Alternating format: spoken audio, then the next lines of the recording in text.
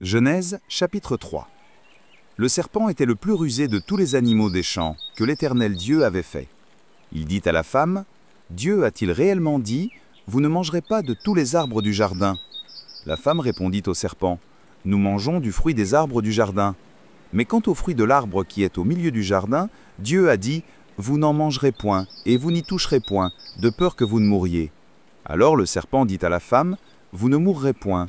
Mais Dieu sait que, le jour où vous en mangerez, vos yeux s'ouvriront, et que vous serez comme des dieux, connaissant le bien et le mal. » La femme vit que l'arbre était bon à manger et agréable à la vue, et qu'il était précieux pour ouvrir l'intelligence. Elle prit de son fruit et en mangea. Elle en donna aussi à son mari, qui était auprès d'elle, et il en mangea. Les yeux de l'un et de l'autre s'ouvrirent, ils connurent qu'ils étaient nus, et ayant cousu des feuilles de figuier, ils s'en firent des ceintures. Alors ils entendirent la voix de l'Éternel Dieu qui parcourait le jardin vers le soir. Et l'homme et sa femme se cachèrent loin de la face de l'Éternel Dieu, au milieu des arbres du jardin. Mais l'Éternel Dieu appela l'homme et lui dit, « Où es-tu » Il répondit, « J'ai entendu ta voix dans le jardin, et j'ai eu peur parce que je suis nu, et je me suis caché. » Et l'Éternel Dieu dit, « Qui t'a appris que tu es nu? Est-ce que tu as mangé de l'arbre dont je t'avais défendu de manger ?» L'homme répondit, « La femme que tu as mise auprès de moi m'a donné de l'arbre, et j'en ai mangé. » Et l'Éternel Dieu dit à la femme, « Pourquoi as-tu fait cela ?»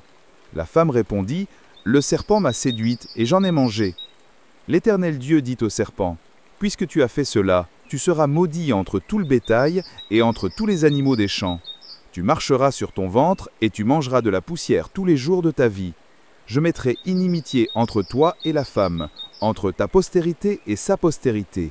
Celle-ci t'écrasera la tête, et tu lui blesseras le talon. » Il dit à la femme, « J'augmenterai la souffrance de tes grossesses, tu enfanteras avec douleur, et tes désirs se porteront vers ton mari, mais il dominera sur toi. » Il dit à l'homme, « Parce que tu as écouté la voix de ta femme, et que tu as mangé de l'arbre au sujet duquel je t'avais donné cet ordre, tu n'en mangeras point. Le sol sera maudit à cause de toi. C'est à force de peine que tu en tireras ta nourriture tous les jours de ta vie. Il te produira des épines et des ronces, et tu mangeras de l'herbe des champs. C'est à la sueur de ton visage que tu mangeras du pain, jusqu'à ce que tu retournes dans la terre, d'où tu as été pris. Car tu es poussière, et tu retourneras dans la poussière. » Adam donna à sa femme le nom d'Ève, car elle a été la mère de tous les vivants. L'Éternel Dieu fit à Adam et à sa femme des habits de peau, et il les en revêtit. L'Éternel Dieu dit, « Voici, l'homme est devenu comme l'un de nous pour la connaissance du bien et du mal. Empêchons-le maintenant d'avancer sa main, de prendre de l'arbre de vie, d'en manger et de vivre éternellement. » Et l'Éternel Dieu le chassa du jardin d'Éden, pour qu'il cultivât la terre d'où il avait été pris.